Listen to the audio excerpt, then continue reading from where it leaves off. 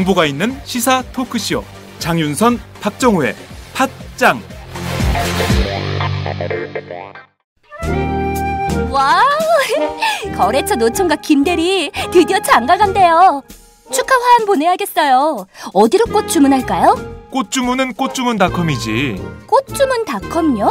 그럼 우리나라에서 축하 화한, 근조 화한 잘 만드는 꽃집이 다 모여 있어. 가격, 품질, 배송 전부 다 꽃주문닷컴. 전화번호부터 적어도 1544-6430. 꽃주문닷컴은 언제나 좋은 상품과 정확한 배송으로 소비자의 만족을 추구합니다. 팟캐스트 듣는 사람들끼리 서로 돕고 삽시다. 꽃주문닷컴은 팟짱을 후원하고 있습니다. 1544-6430 꽃주문닷컴 1544-6430. 꽃주문닷컴은 현재 회원사도 모집 중입니다. 전국에 계신 꽃집 사장님들 지금 당장 전화주세요. 꽃주문닷컴은 생산자, 유통자 모두를 보호합니다.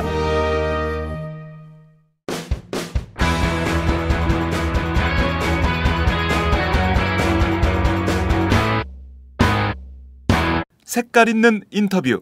색깔 있는 인터뷰 시작하겠습니다. 오는 23일 경남 김해 봉하마을에서는 고 노무현 전 대통령 서거 제7주기 추도식이 거행이 됩니다. 노무현 정부 청와대 춘추관장을 역임하시고 또 19대 국회 비례대표 의원을 지낸 김현 의원 계시는데요. 어제 또 19대 국회 마무리했고 또 7주기 행사 어떤 것들이 준비되고 있는지 직접 좀 들어보도록 하겠습니다.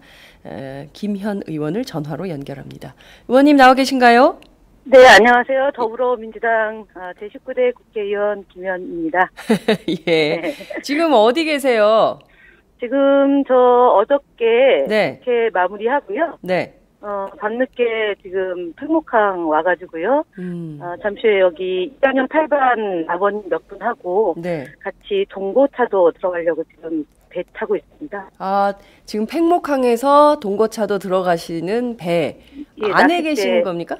그러니까 낚싯배가 이제 9시 반에 출발해서 한 네. 1시간가량 걸리면은 지금 그 배를 인양하는 곳에 가장 근접한 동고차도에 지금 이제 부모님들이 계시거든요. 네네. 일주일에 한 번씩 이제 당번을 정해서 네. 이제 계시던 분은 나오고 또 새로운 분들이 들어가고 이렇게 하는데 오늘 제가 합류해서 같이 들어갑니다. 아, 그러시군요. 저희가 네. 지난해 가을에 그 동거차도에서 생방송을 하지 않았습니까? 네. 네, 팟짱이 아마 그 전국 언론 중에는 유일하게 동거차도 네. 생중계를 하는 언론사인데요. 네. 네. 아, 오늘은 2학년 8반이 들어가는 날이군요. 네, 2학년 8반. 예. 예. 그러면은 의원님 같이 그 동거차도에 가셔서 세월호 그 지금 인양 관련된 작업을 하고 있는 그 현장도 보시고 주무시고 네. 그리고 내일 나오시는 겁니까? 네, 내일 나와서 네. 22일 날 이제 봉화 가서 이제 1박 2일 있다가 올라올 예정으로 있습니다. 그렇군요. 예. 네. 지금 팽목은 분위기가 어떻습니까? 팽목은 지금 이제 그 은하 엄마하고요. 네. 다윤이 엄마 아빠가 지금 계시고요. 네. 이분들은 예정되어 있는 7월 달에 제가 인양 대기를 학수고대하고 정부가 잘 협조해서 네. 아이들을 수습하는데 기도하고 계시고요. 네. 이렇게 뵙고 왔습니다. 아, 그렇군요. 그 은하 어머니 또 다윤이 엄마 아버님이 다 거기 계시는군요. 네. 어제 그 19대 국회 마지막 본회의장에서 그 하신 그 트윗이 굉장히 인상적이었는데요. 네. 세월호 유가족들이 방청석에 앉아 계셨던 모양이에요. 네.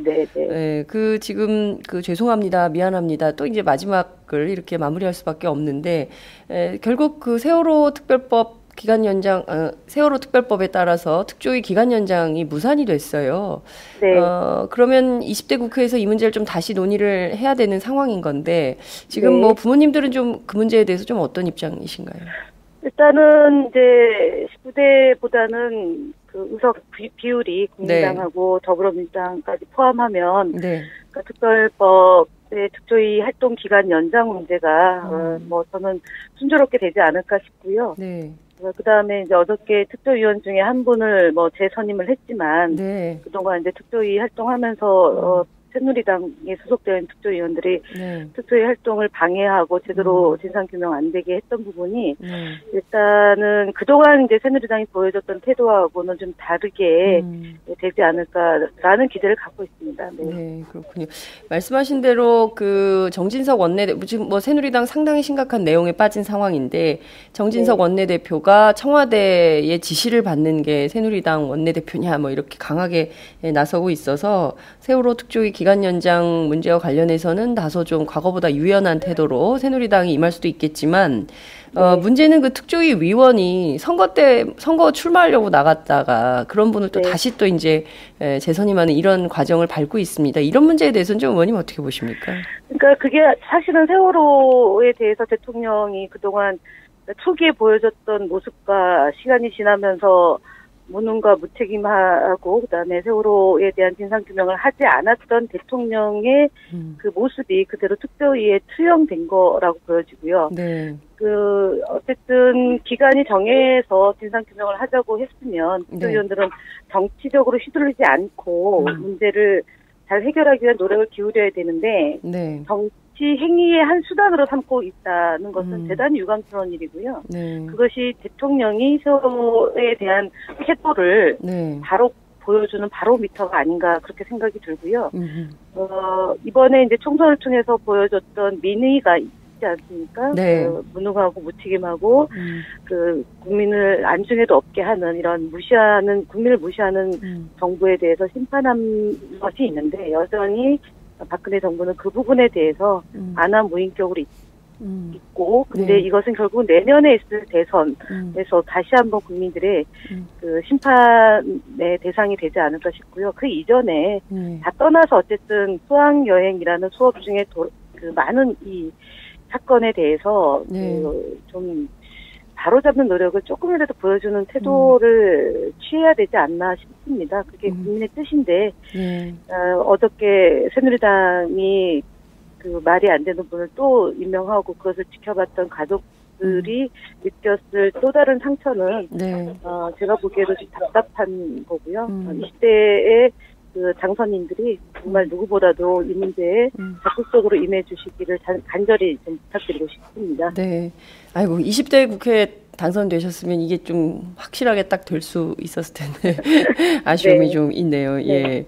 자, 19대 국회의원 2012년 4월인데요. 저도 그 장면이 좀 선합니다. 그 대선 때도 굉장히 활약을 하셨어요. 특히 이제 국정원 댓글 사건과 관련해서 굉장히 그 적극적으로 활동을 해오다가 굉장히 뭐 이렇게 내부에서 막 비토도 많고 막 이랬었는데 19대 국회 4년 동안 이렇게 돌아보면서 뭐랄까 가장 이렇게 그 기억에 남는 일 그리고 또 어떤 좀 아쉬움이 있으신지 그것 좀 궁금하네요. 사실은 시작에서부터 끝이 아마 저는 국정원이지 않았나 싶습니다. 그러니까 2012년 12월 11일 날 제일 먼저 사건 현장에 가서 그 국정원 여직원과 대화를 나눴고 그때 나눴던 대화 중에 하나가 가방 안에 노트북이 있다라고 본인이 시인을 했는데 문을 열고 들어갔을 때 선관위 직원들은 데스크탑 컴퓨터밖에 확인을 못했습니다. 그래서 그 노트북 안에 모든 그 댓글 공작의 그 증거가 있고 USB가 있고 핸드폰이 있다. 그래서 그걸 바로 확보를 해야 된다라고 선관위 직원한테 제기를 했음에도 불구하고 선관위 직원이 그것을 못했죠. 그리고 경찰도 국정원의 그런 소위 2차 공작에 휘둘리면서 증거 확보를 못하고 이제 오늘까지 와 있는 거고요. 사실 그 이제 벌금형으로 검찰이 이제 구형을 했는데 그 국정원의 댓글 공작의 유무죄 다툼 필요다 그래서 법적으로 지금 그러니까 재판을 받고 있죠. 그래서 26일, 5월 26일, 5월 30일, 31일 이제 세 날에 통해서 이제 아마 검찰이 구형을 할 거고요. 6월 안에 소위 그 이명박근혜 정권에 의한 국정원의 정치 공작의 그 이제 유무죄가 아마 저희 재판을 통해서 판가름 나지 않을까 싶고 제가 적어도 그 이제 현장에서 쭉 활동했던 걸 비춰보면 저는 사실은 600km 앞에 앉아있지는 않았거든요. 그럼에도 불구하고 제가 이제 사건을 연루돼서 재판을 받는 것은 아마 현장에 먼저 도착했다. 그래서 이 사건이 국민들 앞에 뭐라고 해야 되나, 노출이 되면서 국정원에게 심각한 이제 영향을 미쳤기 때문에 아마 표적이지 않았나 싶고요.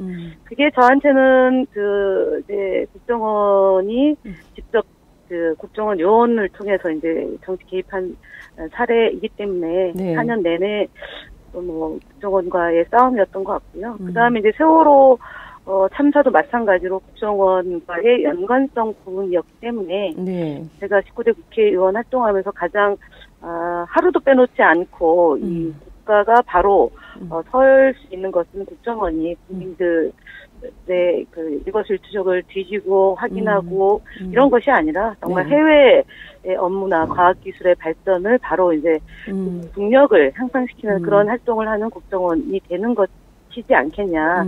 이제 그래서 19대 때 저희가 이제 제도 개혁을 하려고 네. 여야가 협의를 했으나 사건이 발생될 때 당시에 그 여당의 태도와 네. 또 시간이 조금 지나면 언제 우리가 그렇게 했냐는 식으로 이제 적반하장으로 나오는 것이 많이 아쉽고요.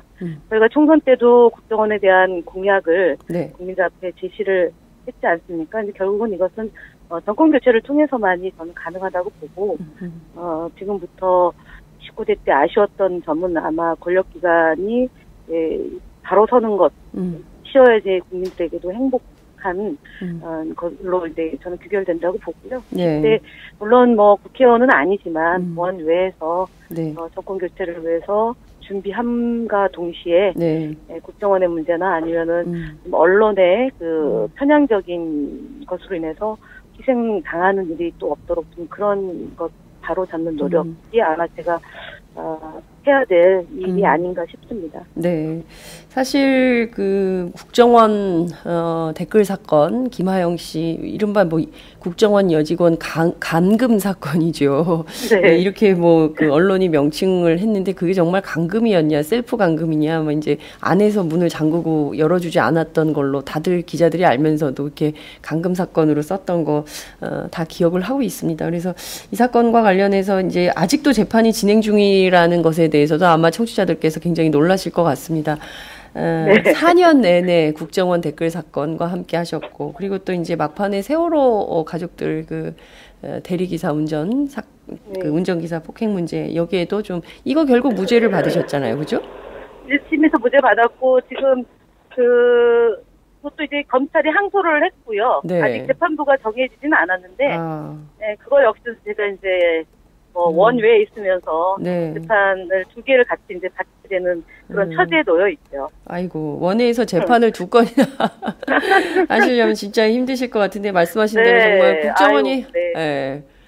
국민들의 일거수일투족 생활을 감시할 게 아니라 진짜 해외 정보원으로 국력을 네. 좀 더 그러니까 무엇을 어떻게 국가 안보를 위해서 국정원이 무엇을 어떻게 할 것인가를 좀 다시 생각해보는 기회가 좀 됐으면 좋겠고 이 원외에서 재판받는 게 이게 보통 일이 아닐 텐데 정말 네. 예. 힘드실 것 같습니다. 네. 네. 저희 팟짱의 애청자들이 김현 의원님 많이 응원해 주실 거라고 생각을 하고요. 네. 벌써 7주기입니다. 네. 예.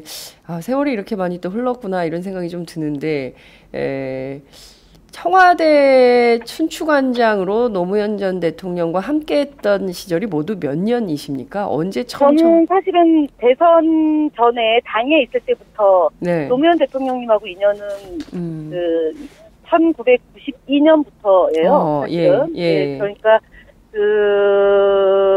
24년 된 거고요. 24년. 그다음에 이제 네, 당에서 이제 당의 공보실에 있으면서 네. 대통령님 이제 전당대회 때 같이 함께 이제 움직였고요. 그러고 네. 나서 이제 청와대 들어가서 활동한 기간은 4년 4개월입니다. 네.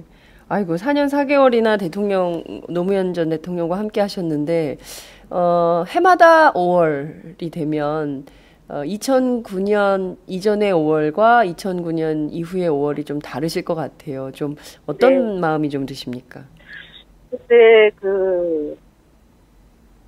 지금도 사실은 편치 않아요. 그러니까 이름 석자를 아마 제가 한 3년 지나서 이렇게 부를 수 있었던 것 같습니다. 그래서 이제 먹먹하고 네. 거죠. 지금도 좀 죄송한데 예. 하여간 지금 목소리가 흔들리는 목소리가 다 전달이 지금 되고 있어요. 예. 그냥 죄송하죠. 제가 참 이뻐해 주셨습니다. 그리고 제가 왜냐면 아마 춘추관장 될 때 제가 최연소고요. 그다음에 그 이전에 이제 그 청와대에서 기자들을 이렇게 관리하고 지원하는 부서에 여성 추수관장이 아마 제가 최초로 했었고요. 그것은 소위 언론에 대한 그 청와대의 관행 또는 정부의 관행을 많이 바꾸었기 때문에 제가 할 수 있지 않았었나 싶고요. 많이들 걱정을 했거든요. 왜냐면은 이제 당시에 그 청와대 출입하는 기자들은 어쨌든 회사 측과 그 청와대와의 어쩌면은 다리 역할을 하는 거죠. 가교 역할을 하면서 이제 많은 그 이야기들이 오고 가는데 그거를 잘 해낼 수 있으려냐라는 걱정들을 좀 했고 또 이제 좀 저희가 워낙에 이제 저희는 건전한 언론과의 관계, 협력 관계라고 하지만 당시 언론은 저희 이제 참여정부에 대해서 비판적인 게 강하고 그 강도를 넘어서서 좀 되게 이제 많은 갈등의 소지들이 있었던 시점이어서 그거를 제대로 이제 소통해낼 수 있느냐라는 걱정들을 했는데 그때 이제 대통령께서는 걱정 마라. 우리 김현은 해낸다. 이제 이렇게 해서 좀 이렇게 많은 분들의 걱정과 우려를 이제 불식시키고 저를 무조건 춘추관장으로 이제 임명하셨고 사실은 대통령 모시고 있을 때 가장 인상적인 것은 외국에 나갔을 때의 대통령의 소위 그 진솔한 모습과 그다음에 외국 정상과의 회담에서 보여주는 자신감, 그다음 대한민국을 떼일지 않은 모습 이런 것들이 이제 국내에서 받았던 대통령에 대한 저평가보다는 오히려 나갔을 때 외국에 나갔을 때 이제 제대로 된 평가를 받을 수 있었다. 그래서 무엇보다도 제가 춘추관에 있으면서 대통령과 함께 국정 운영을 경험하면서 가졌던 것은 그런 부분이었습니다. 그래서 돌이켜 보면 지금 때 돌아가신 지 이제 7년 접어드는데 가장 존경받는 대통령이 이제 노무현 대통령이다라는 거는 지역적인 문제는 국민들 기억 속에서 아마 잊혀지고 그분의 족적에 대한 평가이지 않을까 싶어서 먼저 이제 지켜드리지 못하고 먼저 가신 점에 대해서는 정말 죄송하지만 국민들한테 제대로 평가받는 대통령이라는 점에 대해서 그분을 모셨던 한 사람으로 하루하루를 정말 뜻깊게 보내고 국민 속에서 어떻게 정치를 해야 되는지 그런 고민, 생각 그런 거를 가르쳐 주신 분이다 생각하고요. 그리고 어쩌면 저는 매일같이 그분하고 이제 대화를 나눈다고 해야 되나요? 어려운 문제 있을 때마다 어쩌셨을까 이런 걸 많이 생각하고 활동하고 그러고 있습니다. 그 노무현 전 대통령도 그 실패가 많으셨잖아요. 네, 그렇죠. 김현 의원께서도 이번에 어찌 보자면 20대 국회에 실패를 하신 건데 만약에 노무현 전 대통령 살아계셨다면 김현 의원께 지금 어떤 그 조언을 해주셨을까요? 아마 첫 번째는 이제 세월호 사건이 참사로 이제 될 때 가족들이 저한테 노무현 대통령이 계셨으면 노무현 대통령이었다면 어떻게 구조활동을 하고 이 문제를 해결했겠습니까? 라고 질문을 던지는 분들이 비교적 많습니다. 그래서 제가 사실은 아마 그분 성정이라면 다 수습하고 나서 대통령으로서 책임지는 모습이 무엇일까에 대해서 고민하지 않았을까 하는 얘기로 이제 답변 드렸고요. 아마 제가 이제 그 사건이죠. 그 현장에 있었던 단 한 가지 이유로 이제 참고인에서 피의자로 전환되고 검찰과 그 종선의 무리한 마녀 사냥 때문에 제가 여론 재판을 받았고 결국 무죄가 됐지만 이때 출마를 못했다. 그러면 노무현 대통령께서는 아마 됐다 고마 이면 좀 쉬고 국회의원 아니면 어때? 정권 교체 위해서 최선을 다하지 이렇게 하셨을 것 같아요. 됐다고만 좀 쉬고. 됐다고만 한 번 했으면 됐다. 근데 가족들 옆은 떠나지 마라. 아무리 어려워도 끝까지 시작한 일은 이렇게 결실을 봐야 된다고 얘기를 했을 것 같고요. 네. 또 한 가지는 그분은 일하다가 생긴 실수는 관대하되 네. 도덕적 해이 내지는 공사 구분을 알지 못하는 것에 대해서는 굉장히 엄격하게 책임을 물으셨거든요. 네. 그래서 제가 그 사건에 대해서 제가 정말 공적인 태도에서 잘못됨이 없었는지에 대해서 혹여라도 네. 만약에 있다면 그 부분에 대해서는 좀 반성하고 그렇게 지내고 있었죠. 왜냐하면 그 즈음에서 많은 분들이 저희의 일거수일투족을 관심 있게 봤을 텐데 그런 것에 대해서 제가 조금 더 성찰함이 부족하지 않았나라는 점에 대해서는 이 시간을 빌어서 다시 한번 말씀을 드릴 수 있을 것 같고요. 네. 하여간 2심에서도 무죄를 받고 가족들이 겪고 있는 아픔을 제가 조금 더 깊이 참작할 수 있는 그런 계기가 오히려 저한테 주어진 게 아닌가 생각하고 있습니다. 네.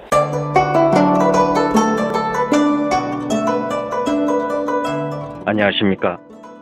저는 정도전을 15년 전에 최초로 소설로 썼던 작가 임종일입니다. 사실 정도전을 소설로 쓰는 데만 10년이 걸렸는데 그 시절 무명의 고달픈 심신을 양꼬치와 고량주로 달래주었던 풍무 양꼬치. 풍무 양꼬치는 월드컵 4강의 기쁨도 나라골 우습게 돌아가고 분통이 터질 때도 늘 함께했던 안식처이자 사랑방이었습니다. 진짜 정의파인 주인장은 세상을 뒤집어 푼 남자 정도전을 누구보다 먼저 알아보았고 그래서 제 소설 정도전은 역사의 곡이 없습니다. 풍무 양꼬치 역시 맛과 양심이 살아있습니다. 좋은 사람끼리는 꼭 만나야 합니다. 어떻습니까? 오늘 풍무 양꼬치에서 만납시다. 2호선 구로 디지털 단지역으로 오세요. 예약 문의 02809-9292 02809-9292. 팟짱 애청자라고 하시면 정성 가득 담긴 서비스도 나갑니다. 지금 배에 오르셨나봐요. 네, 제가 출발해서 동부차도로 가고 있어요. 그러니까요. 지금 그 전화선을 타고 저 팽목에 거친 바다에 막 파도 치는 소리 이런 것들이 지금 스튜디오 안으로 확 들어오고 있습니다. 네, 슬픕니다. 예, 팽목에서 동고차도로 가고 있는 배 안에서 김현 의원께서 지금 팟짱과 함께 생방송 인터뷰 중에 계십니다.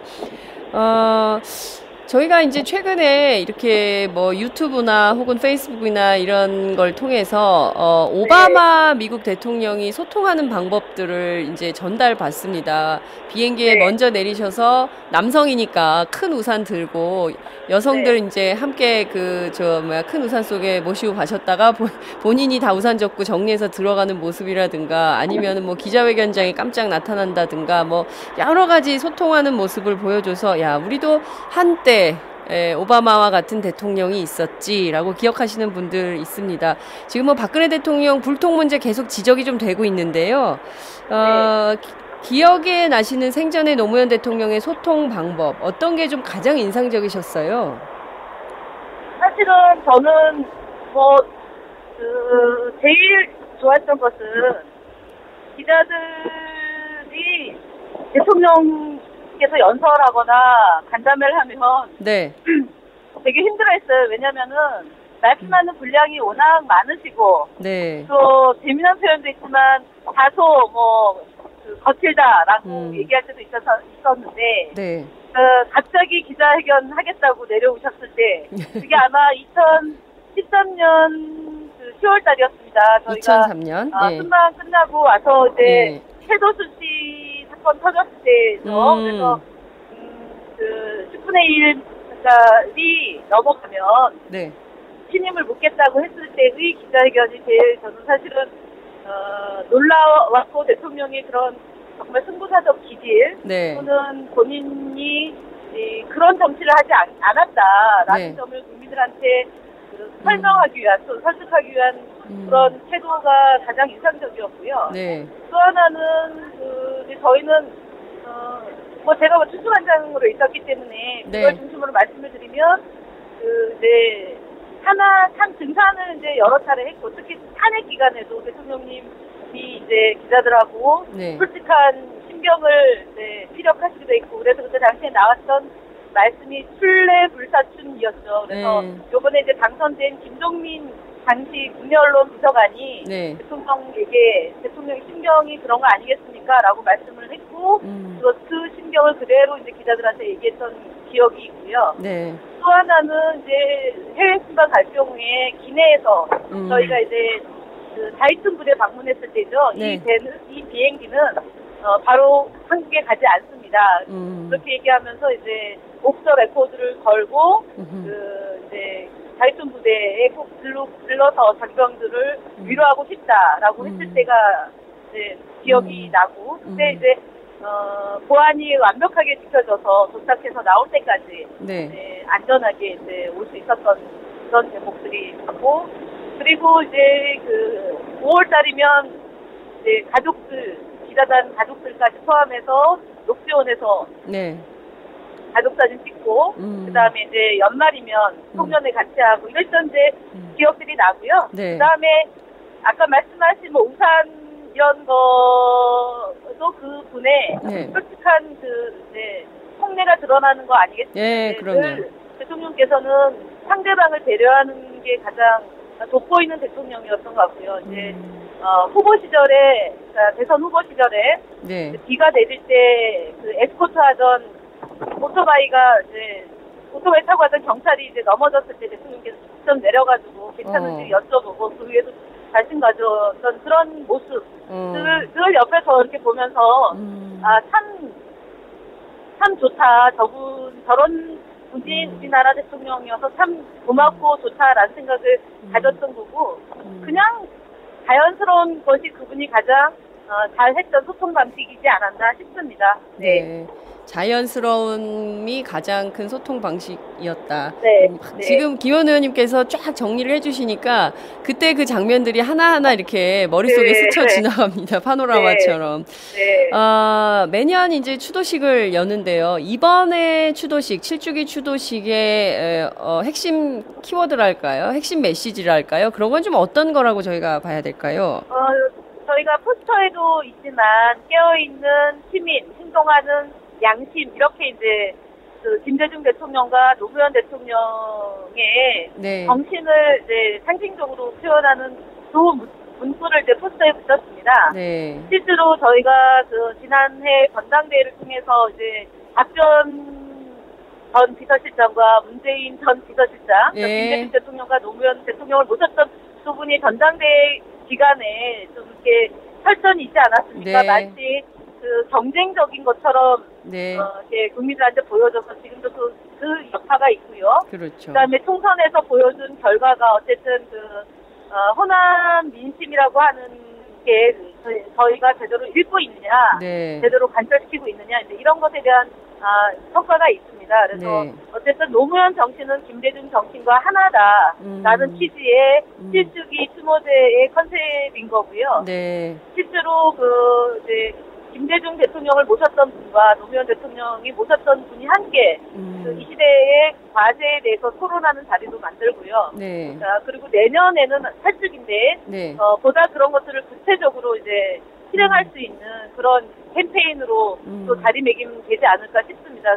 결국은 이해찬 이사장님이나 한명숙 총리나 네. 그다음에 문재인 후보나 다 김대중 대통령의 정치 철학을 계승하려고 했던 것이고요. 그것을 정치권에서든 아니면은 시민사회 영역에서든 활동하셨던 분들이고, 네. 그분들이 하나가 된 것이 바로 오늘의 더불어민주당이기 때문에 네. 두 분의 정신을 저희가 잘 계승하는 게 살아있는 정치인의 태도이자 삶의 지표가 돼야 된다고 보고요. 그래서 느껴 있는 시민, 행동하는 양심 이렇게 컨셉을 잡은 겁니다. 그렇군요. 중요한 것은 김대중, 노무현 정신은 하나다. 네. 그것을 강조하는 자리가 될 것이다. 특히 이제 내년 대선을 앞두고 더불어민주당이 지금 국민의당하고 분당되어 있는 상황이고 또 과거에 김대중 전 대통령을 모셨던 이른바 동교동계가 국민의당에 많이 가 있기 때문에 이게 분화됐다라고 생각하는데 그것이 아니다. 김대중 네. 정신과 노무현 정신은 하나다라는 것을 강조하는 자리가 될 것이다. 이런 말씀 주셨습니다. 네. 총선에서 드러난 민심 결과 더불어민주당을 원내 1당으로 만들었습니다. 국민의 뜻이죠. 이 시대에서 이 총선 결과를 바탕으로 실천해야 할 이 시대의 가장 중요한 김대중 정신, 노무현 정신은 무엇으로 표현될 수 있을까요?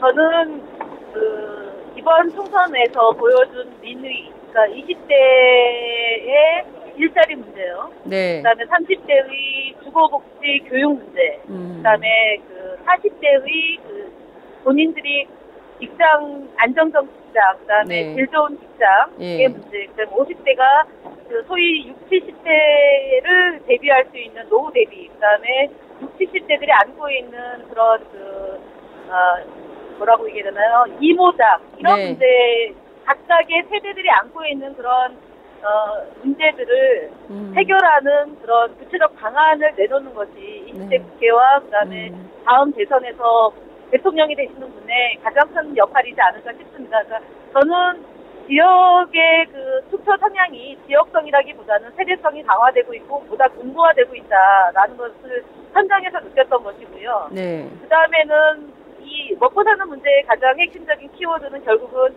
지금 이제 여전히 풀리고 있지 않은 남북 관계에서부터 풀지 않으면 해결이 안 된다고 보고요.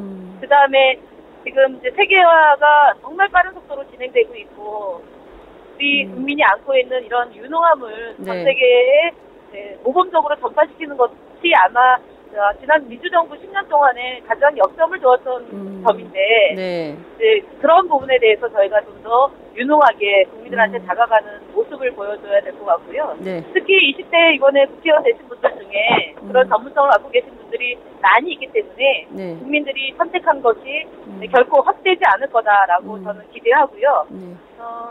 제 딸이 이제 대학교 4학년인데 지금 휴학 중이에요. 그래서 엄마는 우리 친구들이 왜 투표장에 안 가는지를 고민해야지 그들이 투표하지 않는다고만 얘기하지 말아달라. 그러면서 하는 얘기가 정말 일자리 문제에 대해서 정치를 하는 사람들이 신경을 써야 되지 않을까라고 얘기를 많이 했습니다. 그렇군요. 아니 고3이라고 들었는데 네. 고3이라고 그러던데 어느덧 대학 4학년이 됐어요. 네. 야, 세월이 정말 빠르네요. 야, 정말 노무현 대통령님하고 같이 사진도 찍었잖아요. 네, 찍었습니다. 그때가 중학교 2학년이었고요. 얘가 초등학교 2학년 때 아마 노무현 대통령님을 처음 이제 만났던 그런 친구예요. 그래서 굉장히 민주적이고요. 저한테 비판과 조언을 많이 해줘서 제가 바른 정치할 수 있도록 이렇게 쉬운 말로 이렇게 가르쳐 줍니다. 그렇군요. 예. 딸이 집안 안에서 야당이구만요. 네, 그렇습니다. 예. 5.18이 얼마 전에 지났습니다. 물론 이제 여전히 전두환 전 대통령, 당시 보안사령관은 본인의 책임이 아니다, 발포 책임이 없다, 이렇게 주장을 하고 있지만 실제 책임이 있다는 근거들, 역사적 근거들이 계속 나오고 있습니다. 또다시 5월 광주 정신을 강조하고 있습니다. 앞서 저희가 이제 김대중 정신, 노무현 정신 말씀을 좀 나눴는데 이게 어떻게 보면 5월 정신하고도 맥이 닿아 있는 거 아니냐. 결국 여전히 이제 5월 정신부터 노무현 정신까지 그 정신을 이어가는 노력, 이게 필요한 거 아니냐, 이제 이런 주장도 있습니다. 의원님께서는 좀 어떻게 보십니까? 사실은 이제 노무현 대통령께서 일반 변호사를 하다가 인권 변호사로 전환되게 된 계기가 80년대 초반에 그런 아주 폭정과 폭거에서 힘들게 살고 있는 학생들을 변론하면서 이제 이분이 깨어있는 시민이 된 거고 행동하는 양심이 된 거 아니겠습니까? 87년도 국민운동 본부 활동하시고 88년도에 민주당으로 정계에 입문해가지고 다른 정치를 하려고 했던 것이 이제 그때의 모습이고, 운동권 386 그다음에 뭐 친노 이런 소위 그 국민들한테 저희들의 그 활동을 좀 네. 폄훼시키려는 그런 움직임도 있지만 네. 사실은 저는 제가 태어난 곳이 강원도 강릉이고 굉장히 보수적인 곳에서 네. 태어나서 학교를 서울에 왔을 때 처음으로 접했던 그 5.18 광주 비디오 테이프죠. 네. 그게 가장 저한테 내가 그동안 알고 왔던 지식과 우리 사회의 그런 그 많은 문제들이 이제 알게 된 계기였고 네. 이번에 이제 5.18 묘지 참배했을 때도 구묘역의 독일의 언론인 네. 그 머리카락과 손톱을 보내와서 묘비를 만든 곳에서 묵념을 하면서 느낀 것은 정말 참 우리에게 그 두 대통령의 족적이라는 게 이렇게 크구나. 80년도 그 암울했던 시절에 김대중 대통령이 사형 선고 무기로 감형됐지만 네. 그것을 어쨌든 온몸으로 체험하면서 저희에게 민주주의 역사를 가르쳐 주셨고 그 민주주의 역사를 배운 분이 노무현 대통령이고 이 두 분이 민주정부 10년 동안에 그 지금에 있는 20대 30대들의 그런 그 각성을 불러일으켜 준 거고 이분들이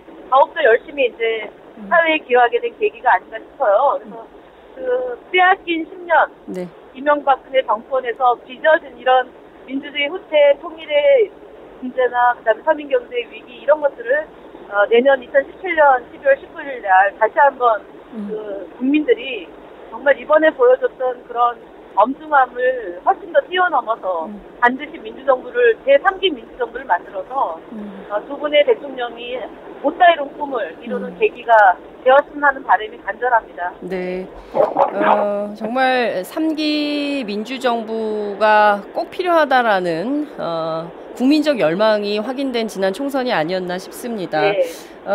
뭐 기자로서는 그 당시에 그 독일 기자죠. 위르겐 힌트페터가 없었다면 그 역사적 기록을 우리는 다 모르고 넘어갈 수도 있었던 거 아닌가라는 끔찍한 생각마저 듭니다. 언론의 역할 정말 중요하다 이런 말씀 다시 또 드릴 수밖에 없는데요. 지금 뭐 바닷물 소리가 점점 더 거칠게 일고 있어서 제가 이제 인터뷰를 좀 정리를 해야 될 것 같은데 네. 22일 일요일이고요. 23일 네. 월요일이에요. 그래서 네. 월요일 평일이라서 추도식에 참석하고 싶지만 가야 되나 말아야 되나 고민하시는 분들도 계실 것 같고요. 또 참석하시는 분들도 계실 것 같습니다. 끝으로 7주기를 맞이하는 국민들, 시민들께 꼭 당부하시고 싶으신 말씀 있으면 한 말씀 부탁드립니다. 네, 그 노무현 대통령이 아마 그 오마이뉴스와의 인터뷰가 아마 마지막 인터뷰고 돌아가시고 난 뒤에 그 오연호 네. 대표님하고 했던 인터뷰가 또 한 번 회자가 됐던 그런 기억이 납니다. 네. 그 23일날 그 대통령 7주기인데 못 오시는 분들이 아마 22일날도 많이 오실 거고요. 네. 그리고 23일날 저희가 이제 이해찬 이사장님께서 축사를 하시고 그다음에 김원기 전 의장님, 그러니까 노무현 대통령의 스승님 김원기 의장님도 국민들에게 당부하고 싶은 말씀 이제 하실 거고. 네. 어쨌든 대통령께서 못다 이룬 꿈을 우리 국민이 대통령이다라고 말씀을 하신 것처럼 네. 대통령인 국민들이 노무현 대통령의 뜻을 잘 이제 간직해 주시고 계시고 감사하고요. 특히 노무현 재단에 매달 후원해 주시는 우리 후원회원님들께도 다시 한번 감사드리고요. 네. 제가 이제 그동안 현장에서 정치를 했다면 국회에서 정치를 하고 국민들하고 만났다면 아마 조금 더 다른 방식으로 국민들하고 만날 수 있을 것 같습니다. 소통하는 방식이 조금 차이가 있더라도 네. 그것이 훨씬 더 어쩌면 의미 있게 갈 수 있을 것 같아요. 그래서 오마이뉴스 많이 사랑해 주시고 우리 장윤선 기자님의 이 척척한 박수 보내주시고요. 저는 22일날, 23일날, 그 다음에 29일이 마지막이지만 20대 국회 많이 사랑해 주시고 더불어민주당 함께해 주시길 간곡히 바랍니다. 지금 이제 한 30분 지난 것 같은데요. 네. 20분 있으면 정보차도 들어갑니다. 그렇군요. 네, 20분 후에 지금 인양하고 있는 곳에 우리 아직 미수습자 9명 있는데 이분들의 명복도 좀 함께 빌어주시고요. 세월호 가족들 아픔 함께 해주신 점 감사드립니다. 조로조로 다 건강하시고요. 또 오마이뉴스 속에서 인사드리겠습니다. 네. 예, 의원님, 아이고, 두루두루 인사 하나하나 잊지 않고 그냥 꼼꼼하게 챙겨주셔서 너무 감사드리고요. 네. 오마이TV 22일 날 그 봉화 현장에 도착합니다. 22일부터 23일까지 저희가 생방송으로 또 여러분들 함께 할 텐데요. 김현 의원님이 현장에서 만나면 저희 또 인터뷰해요. 네. 오늘 말씀 오늘 말씀 잘 들었습니다. 고맙습니다. 네, 수고하십시오. 네, 감사합니다. 네, 지금까지 동거차도로 가고 계시는 김현 의원과 함께했습니다. 오늘도 오마이뉴스 10만인 클럽 후원 회원님들의 발길은 이어지고 있습니다.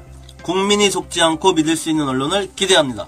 시민을 위한 언론, 오마이뉴스가 진보 종편으로 꼭 성공하기를 빕니다. 시민들의 판단에 위한 충실한 진실 전달자가 되어주세요. 민주주의가 왜곡 후퇴하는 이 불의하고 참담한 현실이 하나하나 타개되길 소망합니다. 오마이뉴스를 믿고 응원합니다. 장윤선, 박정호의 팟짱 후원하시는 10만인 클럽 회원님들의 가입 동기입니다. 참 절박하죠? 오마이TV가 보수 정편이 외면한 진실을 생생하게 전달하겠습니다. 내 손안의 스마트 진보 종편, 월 1만 원이면 됩니다. 지금 바로 전화주세요. 02733-5505, 내선 번호는 0번, 공용 핸드폰은 010-3270-3828입니다. 정권과 자본 앞에 할 말하는 당당한 오마이TV. 팍팍 밀어주세요!